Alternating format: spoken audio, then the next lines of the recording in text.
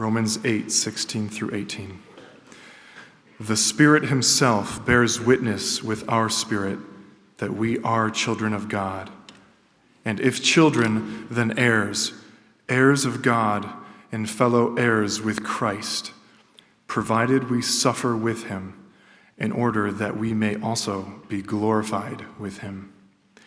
For I consider that the sufferings of this present time are not worth comparing with the glory that is to be revealed to us. You may be seated.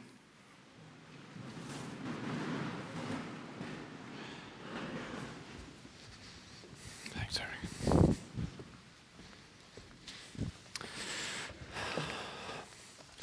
Well, we're coming back to the book of Romans after a brief hiatus as we looked at biblical answers to life's big questions. So keep the Bible open in front of you.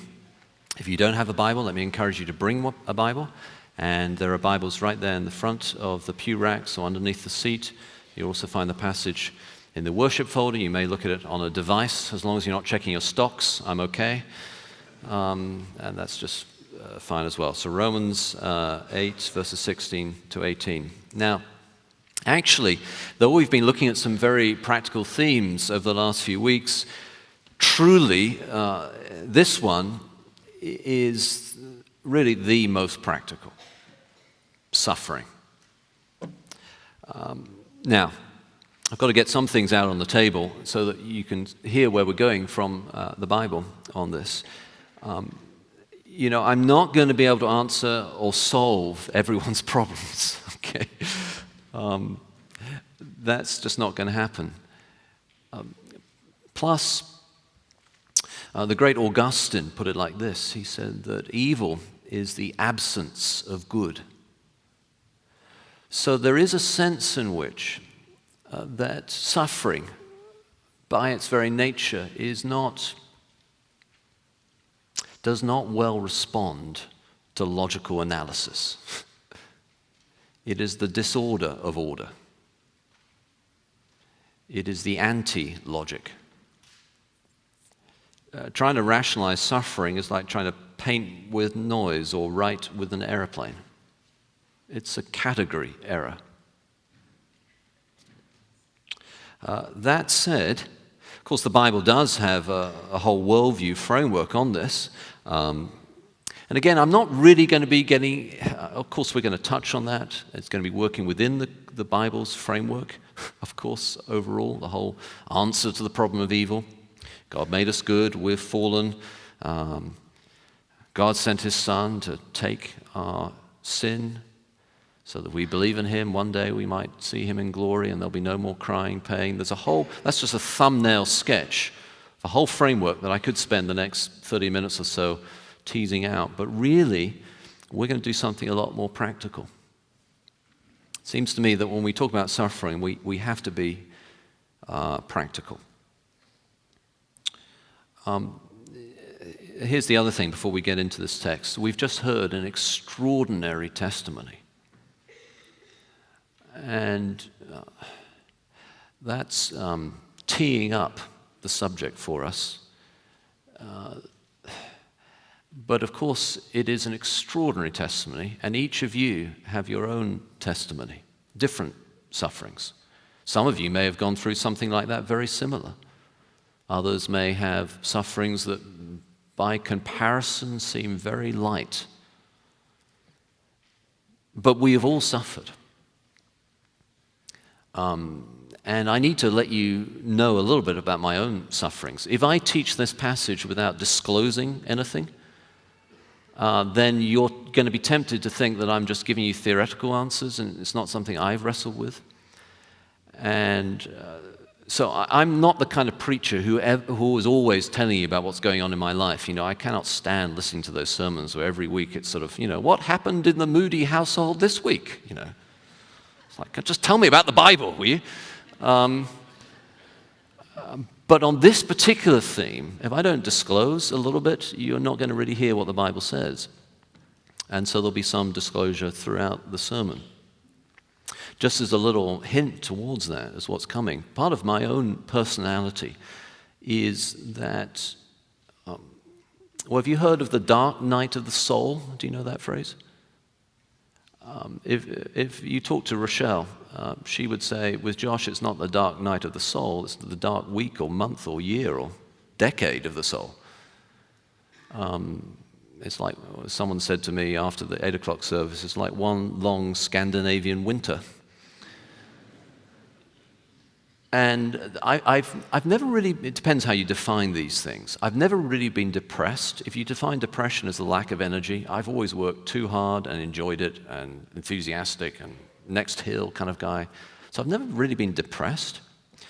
But I have pain, emotional pain, that's been with me as long as I can remember. And occasionally I come out of it. So I don't want to make you feel sort of sad about me. And that's probably all I'm really going to say about that. Because, I'm not on the couch and you're not the counselors. But I at least need to disclose some of that as we get into this passage. Now, and there'll be a few more disclosures as we go through. Now, let's set the context, okay? So we're going back to Romans, and you've got to get the context. By the way, those of you who think I'm taking too long on Romans, Martin Lloyd-Jones, the great Welsh preacher, had about 20 sermons on just verses 28 to 30. So if Lloyd-Jones was sitting here, he'd say, Josh, you're going too fast. Paul was writing Romans from Corinth, a Greek city, about AD 57. He's going back to Jerusalem. He's planning to then go to Rome, and then after that to Spain.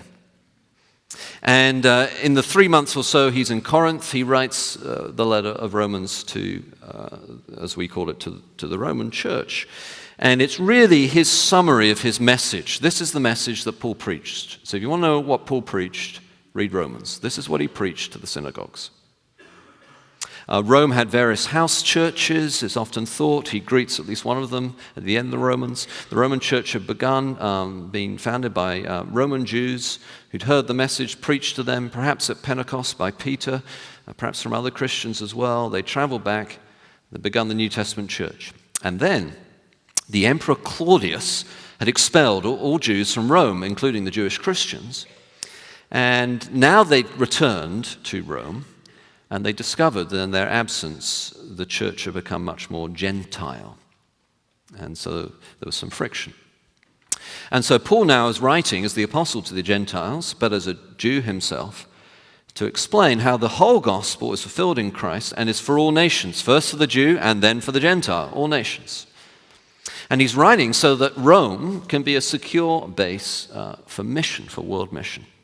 His next trip to Spain, but also the Roman church, of course, in the center of the empire was a great church, and he wants to give them a solid grasp of the gospel so they might be a secure sending base for mission for all nations. Now, there's an immediate application for us as a church. College Church is a sending church. It's a training church. And for us to have an impact on the world, we must have a firm grasp of the gospel. We must be able to refute error and rejoice in the truth. And we need to underline that regularly to each other in our day and our age, because we live in an age when no one wants to know about the truth, capital T, because they think that tolerance is won by saying that everyone and every view is equally valid. Actually, of course, that does not give you tolerance. It just gives you a new dictatorship. And so we have to tell ourselves over and over again, we must stand up for truth. And we must be able to say that certain doctrines are wrong. A good pastor, like Paul, points out the truth and refutes the error. So this gospel of God, as Paul calls it at the beginning of the letter, is all concerning the Son, Jesus. And what that means, any other message, any other religion, centers on anything else other than Jesus is not the truth. In a sense, there's only... in a sense, Christianity is the non-religion religion. It's all about grace, and everything else, even if it calls itself Christian, that isn't biblical, is really about rules and guilt and manipulation. Now we come to where we are in this great book. I could list all the people who said that Romans is a great book, the purest gospel, Luther called it. I said that Romans chapter 8 is the greatest chapter and the greatest letter and the greatest book in the world, but why? Here's why. Because Paul has said in the first 4 chapters that we're justified by faith alone in Christ alone. The wrath of God has been revealed against all the evil in the world. By the way, those who say that the Old Testament is a book of wrath, the New Testament God is different, have not read Romans or not listened to it. It's the same God. There is a judge. You say, well, I'm not sure I like that idea. Well, you have to decide whether you want to judge or not. Do you not want the Holocaust, the disgusting evil we see about in the news, to ever be judged? And if you want fairness, then you want to judge. And that, of course, means we're all in trouble because we're all sinners, as Paul says. But God has sent Christ, who lived a perfect life and died a perfect death, took the penalty we deserve so that we might have his righteousness and stand perfect, pure before God. Not about feelings, not about faith in the sense of making ourselves believe. Even faith can be a work, you know. It's about what God has done, and we simply receive.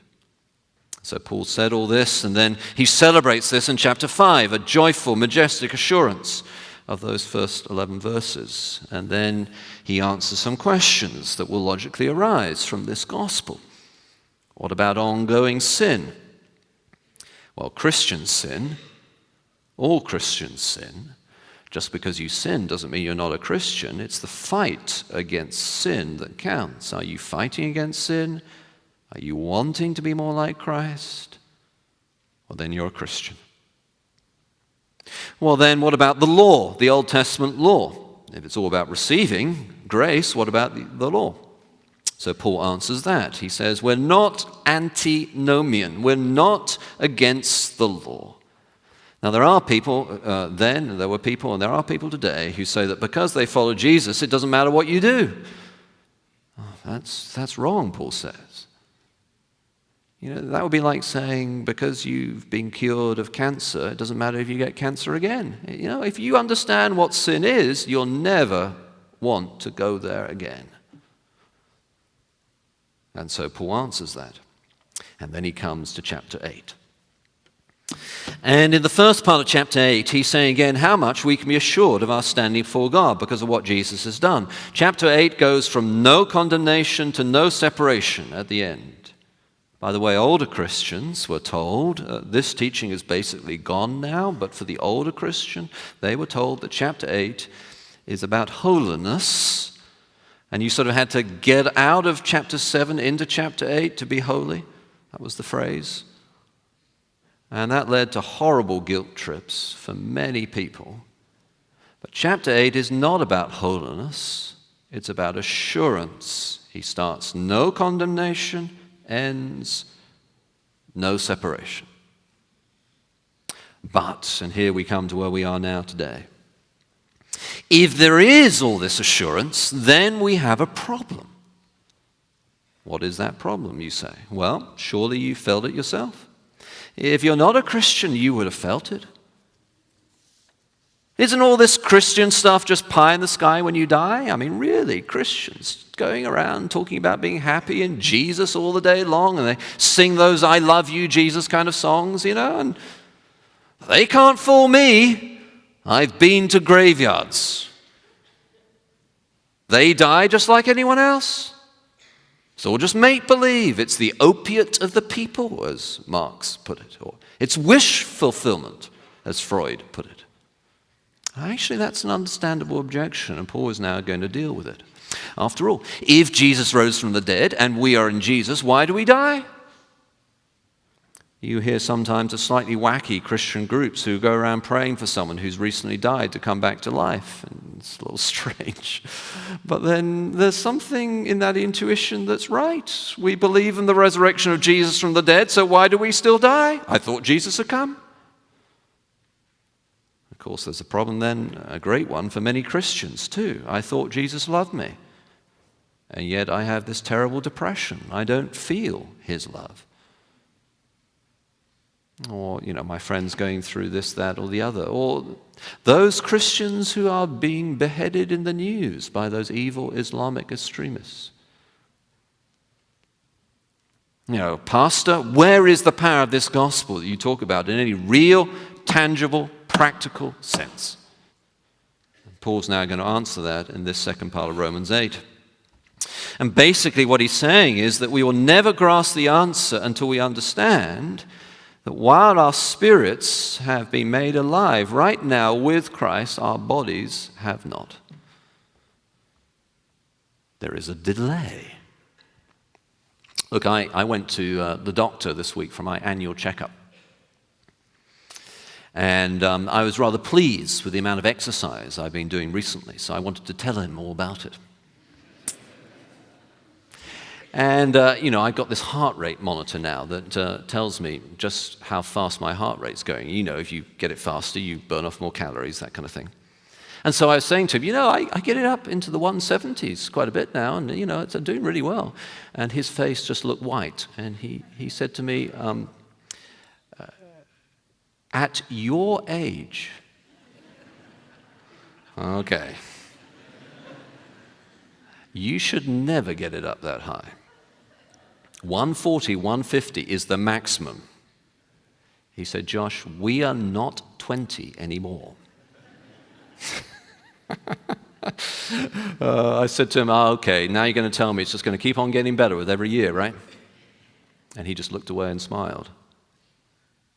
Because we knew. And you know. But why? If we've been raised with Christ. And what Paul says is we've been raised spiritually but not yet physically. And you say, well, that's great, but it doesn't really help me as I go through my suffering. And frankly, I have a lot of, disclosure here, full disclosure. Frankly, I have a lot of sympathy with that because I think it's very hard to really feel what Paul says here or think what he says he thinks here. He is an extraordinarily spiritually mature person. I found it very hard to get where he is in my own experience. We heard from Dave and June earlier in the service. Wow. How do you really get where Paul is here?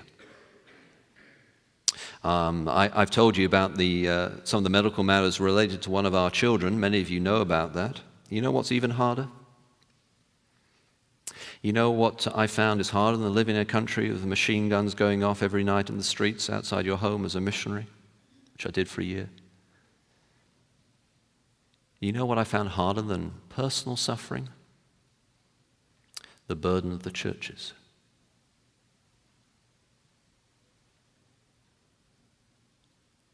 I've shared this with, we've seen more, it's just amazing. We've seen more people come to Christ, more discipleship breakthroughs in the last year than the last 3 or 4.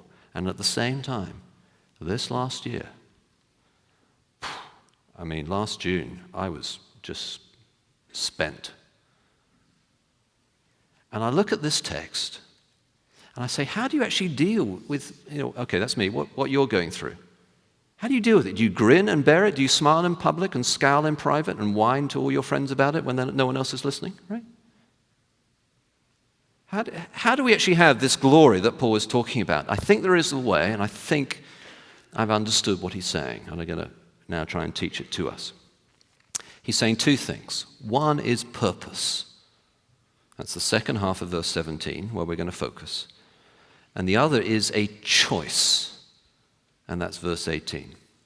So the purpose is this in order that. It's a purpose statement. And the choice is looking at life the way that Paul looks at life, despite his own sufferings. And even that can lead to joy. Now, when I say joy, which is where I think, we're going to end this sermon, I've immediately got to put a kind of barrier in there. You do come across people sometimes in Christian circles who, say that they're rejoicing because of their suffering. And, I don't know how you feel about that, but sometimes I just feel such people need a good slap across the face or something. Come on. It's just, can you say that as a pastor? I'm not sure you can, but you know what I mean, right? And so it's just not real. It's just pious nonsense. But there is a joy that we can have even in suffering, and that's different. So first purpose, then a choice. Purpose. Look what Paul says. The Spirit himself bears witness with our spirit that we are children of God, and if children, then heirs, heirs of God and fellow heirs with Christ, provided, here's the purpose, we suffer with him in order that we may also be glorified with him. Now, this suffering that Paul is talking about is general. He says, in this present time, this is not specific suffering for persecution for following Jesus. Elsewhere in the Bible, it does talk about that specifically, 1 Peter. But here, it is general, all suffering. And so if you're sitting there wondering, does my suffering count? Yes. All suffering. It all counts. Now, as I say, I'm going to focus on the second half of verse 17 and then verse 18 in a moment, because we spent a lot of time when we were going through Romans looking at the work of the Spirit, and if you're interested in that, you can go back and listen to those sermons online. Now, he carries on. If children, then heirs, inheritance. Now, when we think of an inheritance, we think of getting, our inheritance when our dad dies. The Rolls Royce that you're going to get, something like that. Paul has something different in mind. He's thinking about the inheritance of the Old Testament, which is the land. So the idea is everywhere in the Old Testament, and when inheritance is used in the New Testament, is referring back to that. I don't have time to get into all of it, but just one quotation from Isaiah 60, verse 21. Your people shall all be righteous. They shall possess the land forever.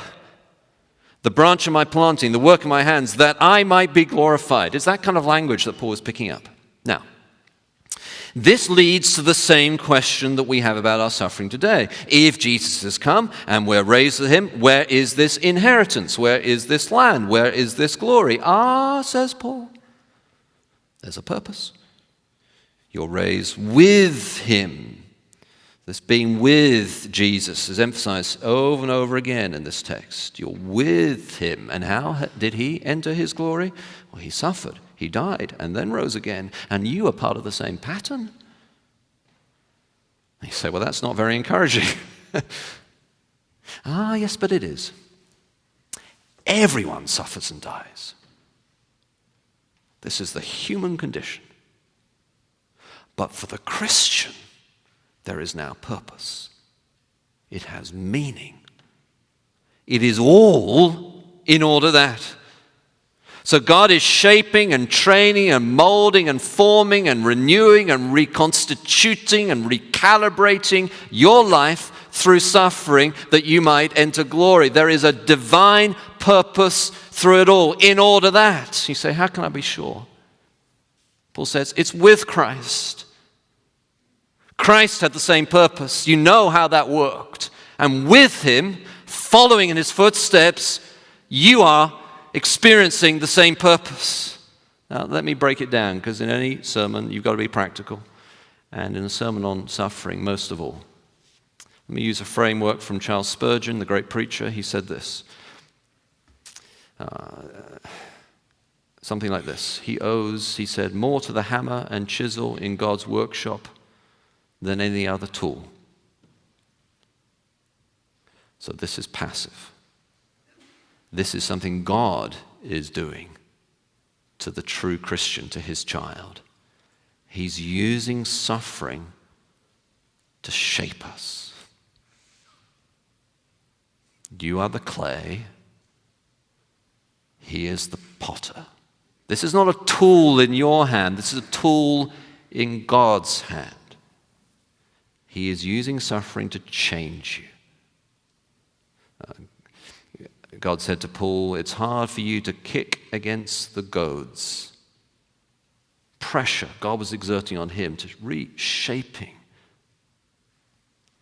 So when suffering comes, the first question to ask is, what does God want me to learn?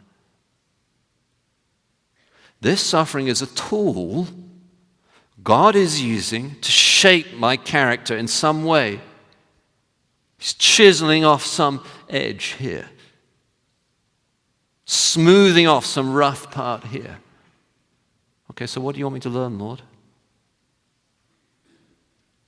Now, I've always found that when I go through suffering, it's a little bit easier when I can see the purpose. But honestly, I cannot always. And there are things that have happened to me that I cannot see any purpose in yet.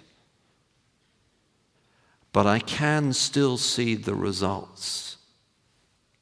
It's still changing my character. My personality is being shaped. Who I am is different. And so I can pray, Lord, let me not leave this fire without the dross being removed and the gold shining forth more clearly. That's the prayer. Let me make the most of this. See, when I pray, Lord, use me for your glory, the constant reply, because of this pattern, is, are you ready to pay the price? Glory comes through Calvary, no cross, no crown. He's not merciless in his shaping. He remembers that you are but dust. He stores all your tears in his bottle. Nothing is lost. All is for a purpose. Child, your heavenly Father is training you. Sometimes he uses sweet words and pleasant seasons, other times storms and rain. But unless a grain of wheat dies and falls to the ground, it cannot produce much fruit. Purpose. So there's purpose. Suffering is God's tool to glorify us. You cannot have one without the other, any more than you can have a child without child labor or birth pangs. But then you say, is it all passive? No, not at all. Verse 18 is very much active, and this is a choice. Listen to how Paul puts it. For I consider the sufferings of this present time are not worth comparing with the glory that is to be revealed in us. Now, I've got to be very frank with you. I really wrestled with this text this week. I wanted to say as I read that, really? I mean, Paul, have you talked to the people I've talked to? I mean, really? Christians are the ultimate realists. We have the truth. We can be real about what's going on in life. And the reality is, sometimes this life is just horrible. Right? Isn't that true? Look, I know we live in Wheaton, and you come to a four-way stop, and it's like, after you, no, after you, no, after you. It's like, oh, just go, will you? Please, someone.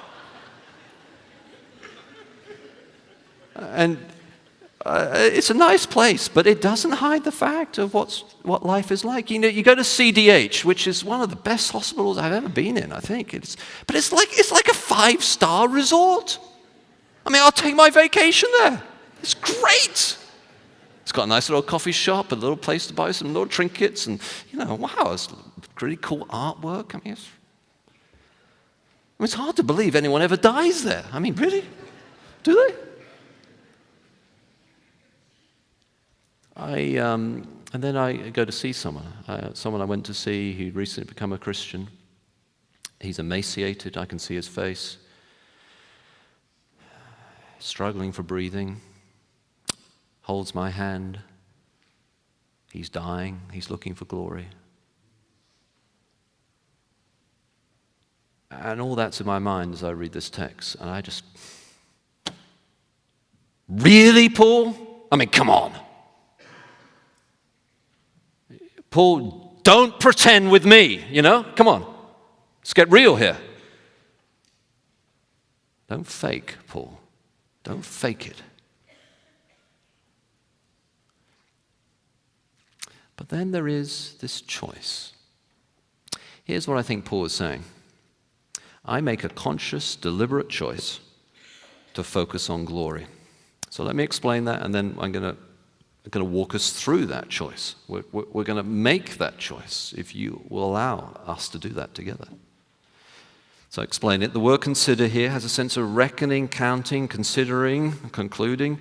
Paul uses it in Romans 3, verse 28, another reference. There are many places you use it, but here's one. For we hold, same word, that no one is justified by faith apart from works of the law. So this isn't a momentary wondering, like, oh, I consider today, but not tomorrow. This is a conclusion. I consider, I choose, I decided that therefore this is the reality. And what has he decided? Well, he says, look, there's one suffering, And actually that's not weighty enough, not valuable enough even to compare with the other glory. If you put one on one side of a scale to compare it with the other, if you put glory on one side of the scale and suffering on the other, suffering will just fly into the air as glory smashes down through the table. That's what he's saying. It's so much more valuable, like 10 solid gold bars put on one side of a scale and a tiny little grain of rice on the other. You cannot compare them. That's what he's saying. In other words, you and I are always comparing them. We're saying, I'm suffering, but hey, I get to go to heaven. Paul said, no, you can't even do that. You cannot even put them in the same scales. And I want to say, well, come on, Paul, why? He's making a conscious choice to focus on glory. And I want to lead us to do that now. And I'm going to use the words of the great Puritan Richard Baxter. Richard Baxter suffered for many years, thought he was going to die, and actually during that suffering didn't die, and wrote a book about his experience, a famous book. And he made a choice to focus for half an hour every day on heaven, on glory. This is what Baxter said about his experience. If you, is a little Puritan-y, but you'll get there. If you would have light and heat, why are you not more in the sunshine? Puritans have these wonderful images. Then he explains, for want of this recourse to heaven, that is, focusing on glory, your soul is as a lamp not lighted. And your duty as a sacrifice without fire just feels like duty, going through the motions. Why? This is what he tells you to do. Fetch one coal daily from this altar, focusing on glory, and see if your offering will not burn. Keep close to this reviving fire, focusing on glory, and see if your affections will not be warm. So let's do that. Let's follow Paul's thinking. There is this time between Jesus' first coming and his second coming. We have the Spirit within us. We are with Christ and we are raised with Christ, but our bodies are not. What is the logical deduction from that? It is that there must be a point where the tension is going to be resolved. Now, Paul is not anti the body, he's not against the physical, but the truth is that the physical body will decay and die. Now, by the way, if you don't know Christ, none of this is true for you. You can have no purpose, no confidence, no assurance, no sense of destiny. You are living in a dystopia sci-fi novel where everything is getting worse. But not the Christian. It's getting better. And that's true for you whether you're a freshman or an undergraduate or an 85-year-old. It's getting better. And actually, as an 85-year-old, you're closer to glory. You should be happier. It's getting better. Why? How can you know that? Because you have Christ already. You're with him already. You know him already. So the Spirit of God bears witness of our spirit that we're children of God. And so what does that mean? How do you know that? You want to pray. You may not pray perfectly, you want to. You want to be holy. You may not be perfectly holy. None of us are, but you want to be holy. No non-Christian really wants that. When the gospel starts to really go forward in this region, in Chicago and DuPage County, there'll be more opposition from nominal Christians, non-Christians.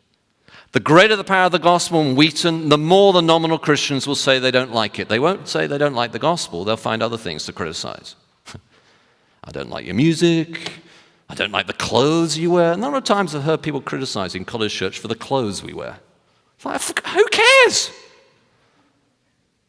What are they really criticizing? Is it the power of the gospel here? I don't like your taste in novels.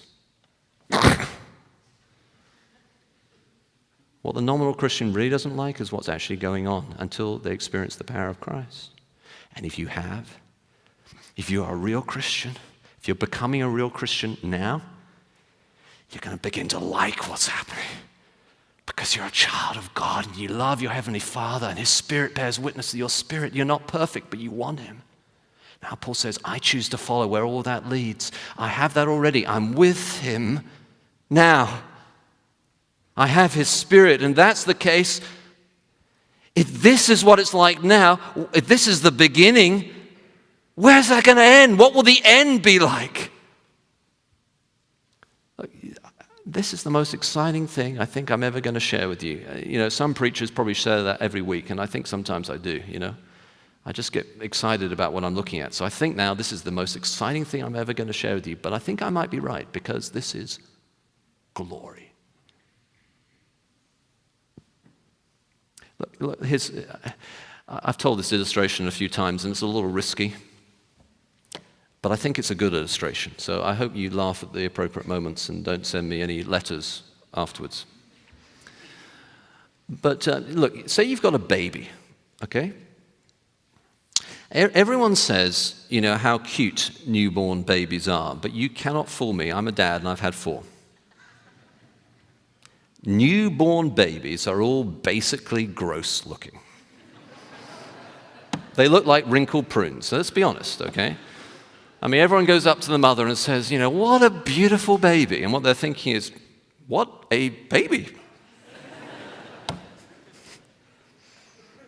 Frankly, they all look alike to me, I know that's a very male thing to say, and I apologize profusely. If you've got a baby, it's beautiful, trust me. And, I'm a pastor, so I'll hug your baby and pose for a picture and smile and tell you how beautiful it is, But, okay, so you got a baby. What's going to happen to that baby? Well, you really don't know. But I tell you what you do know.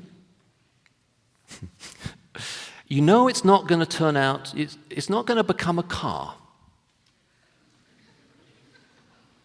Right? It's not going to become a tiger or something, right? How do you know that? Because the seed has been sown, some green shoots, and it's going to grow up to be an adult and enter its human glory.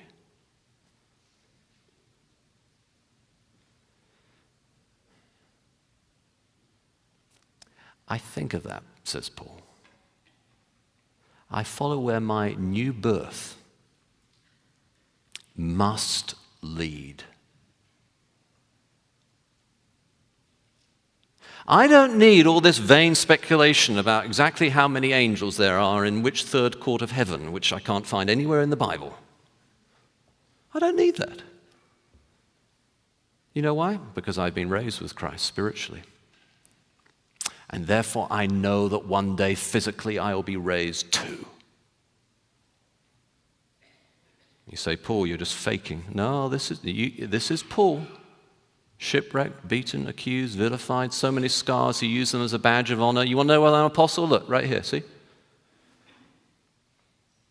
He says, but I choose, I consider glory. Put one on the scales, cannot even compare, it just smashes through, incomparable. You say, how's that possible? Well, what is the glory? He says, we will be conformed to the image of his Son. The glory is Jesus, and we will be glorified to share his glory. Now, you say, I'd like to choose to focus on that, but the reality is I'm suffering, and that noise just drowns out everything else. I'd like to ask God to use suffering to shape me and accept his purpose, but frankly, I just feel pain. And that just overwhelms me, and I cannot do anything else. And look, I get that. And, one sermon is not going to heal every single person, right? I guess God could do that if he wants. But I cannot provide you the answer right now to every little particular thing that every single person is going through. But here's what I can do. I can tell you to focus on the glory. There is a purpose and there is a choice that you can make. Here's a final illustration. It's from J.R.R. Tolkien. J.R.R. Tolkien, of course, the author of The Lord of the Rings, and he reflects at one point, he writes an essay on why people like fairy tales. You know, those sort of high-class literate people always accusing J.R.R. Tolkien of writing fairy tales, but his books were extraordinarily popular and still are, and he was saying, well, why? And what he says is people like two things. They like stories about how we are no longer bound by time. And he says they like stories about how we are no longer bound by death. He says there's a reason for that. It's a memory of paradise. And if you're a Christian, that's where you're going. Now, if you're not a Christian here yet, don't you at least want that?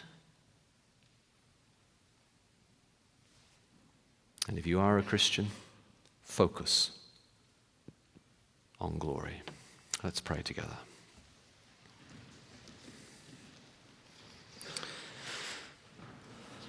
Oh Lord, as we come now to this just brilliant finale, as we sing together, we pray, Lord, that